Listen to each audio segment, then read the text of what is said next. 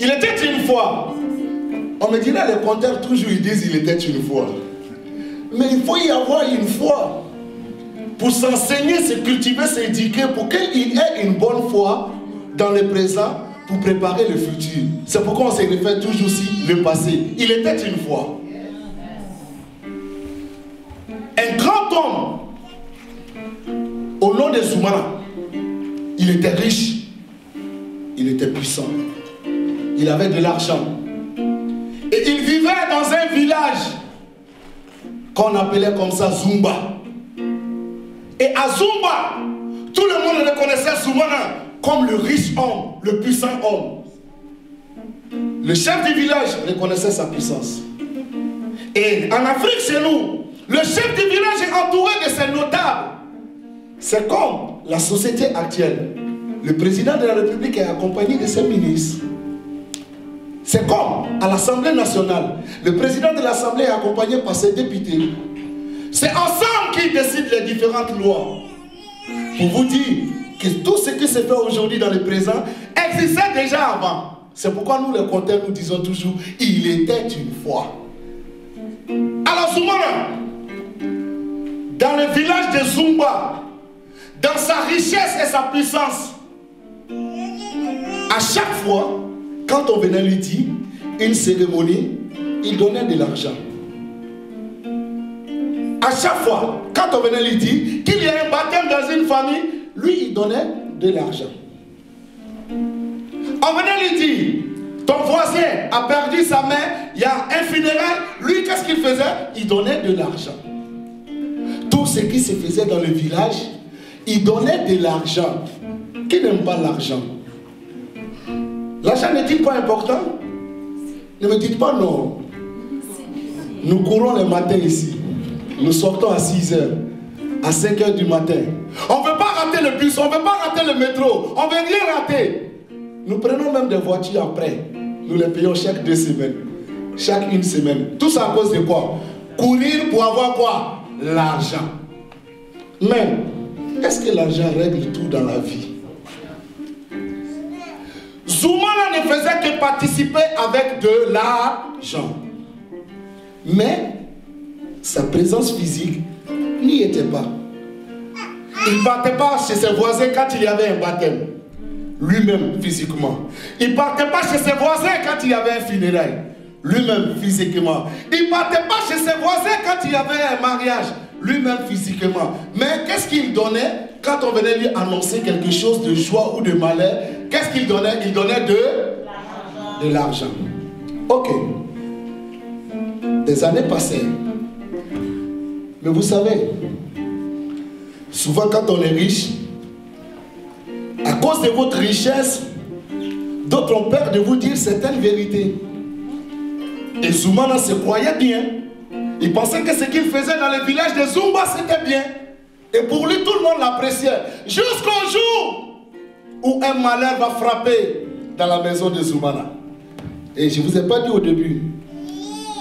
Jelly, Zoumana, il n'avait qu'un seul fils. Et un malheur frappa à la maison de Zoumana. Le fils de Zoumana décéda.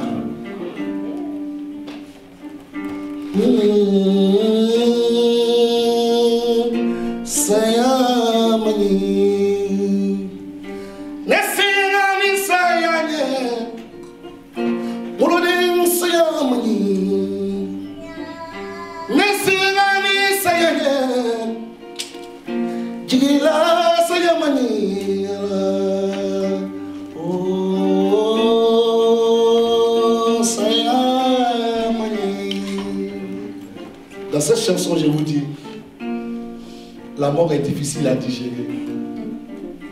Mais que faire? Qu'on le veuille ou pas, nous attendons tous notre jour. Mais avant notre jour, marquons l'histoire.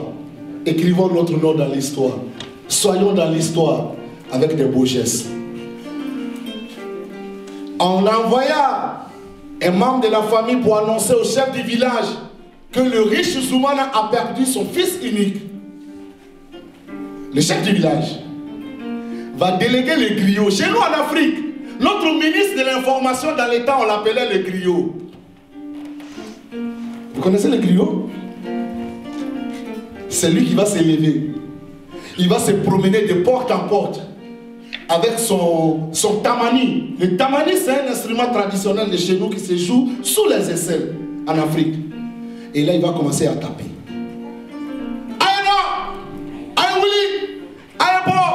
Sayakera, ça veut dire sortez, venez, levez-vous. Il y a la mort. La mort chez qui? Chez Zoumana.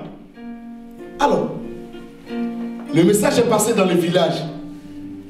D'habitude, quand c'est comme ça, tous les villageois se lèvent et tous y partent directement chez la personne dont le malin a frappé. Mais, imaginez, quand les villageois ont appris la nouvelle, ils se sont rassemblés. Où ils sont partis? Chez le chef du village. Eux tous. Ok. Zoumana est face à son fils mort. 10 heures, il n'y a personne qui vient. Or, pourtant, à 10 heures, on doit faire sortir le corps.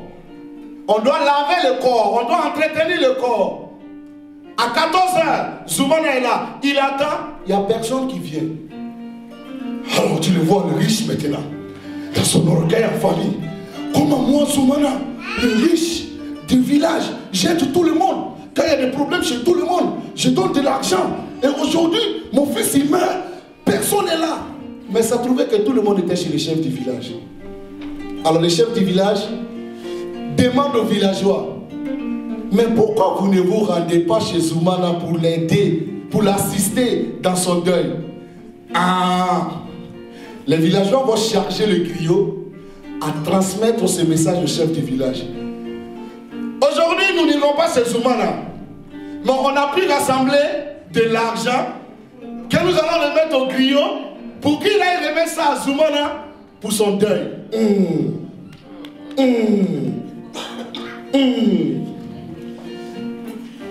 Le chef du village, c'est un chef. Et chez nous, c'est vrai que tout le monde est sage. La majorité est sage. Mais on n'est pas chef par hasard. On est chef par mérite. Et souvent, ce n'est pas lignée, le plus souvent. Et dans cette lignée, avant que ça soit à votre tour, on vous apprend comment être sage. Donc quand vous devenez chef, ça prouve que vous êtes presque déjà sage. Mais on ne finit pas d'apprendre la sagesse. Hein. Même le plus grand sage continue d'apprendre la sagesse, c'est très important.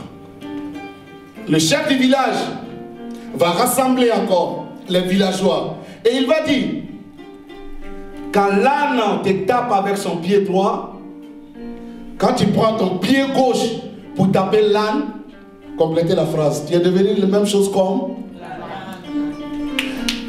Pour bien éduquer les membres du village, pour bien éduquer notre riche Zoumana, on va vous inviter, cette fois-ci, avec moi et les griots, on ira chez Zoumana. Ensemble, le griot va lui remettre l'argent et on va l'apprendre que ce n'est pas que l'argent qui fait seulement le bonheur. C'est là une des vérités de chez nous en Afrique, le vivre ensemble. Quand il y a les baptêmes, on se retrouve. On n'a pas besoin de voir ce que le riche a donné comme le pauvre a donné. Même si le riche a plus donné, mais la présence physique, elle est importante. Parce que c'est là où tu sais que tu es arrivé dans la main des gens et tu t'en iras dans la main des gens. Tu peux tout avoir quand tu n'es pas bien entouré par les gens, quand tu n'as pas l'apport des gens, quand tu n'as pas l'accompagnement des gens, quand tu n'as pas le respect des gens, tu n'es pas bon. Vivons ensemble. Et aujourd'hui, c'est ce que le Canada nous apprend. Nous sommes arrivés ici au Canada, de différents pays d'origine, Mali, Côte d'Ivoire, Burkina, etc., etc. Mais à chaque fois, quand on se retrouve, on sait que le Canada nous a acceptés. Raison pour laquelle ils acceptent aussi qu'on soit citoyen Canada. Merci beaucoup à tous les Canadiens. Merci à toute l'Afrique. Idriss.